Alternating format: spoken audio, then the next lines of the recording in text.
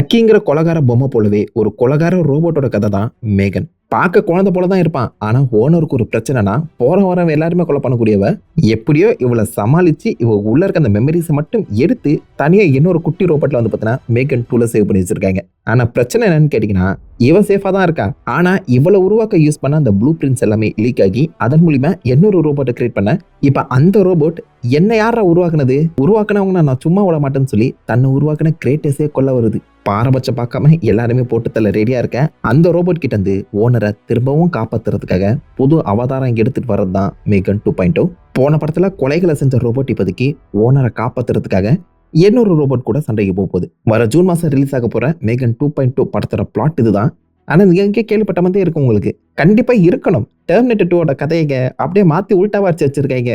மேகன் 1 கம்ப்ளீட்லி ஒரு ஹாரர் ஸ்லாஷரா இருக்கும்.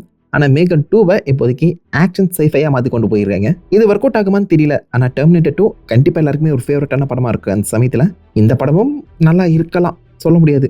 ட்ரெய்லரை மறக்காம செக் பண்ணி பாருங்க.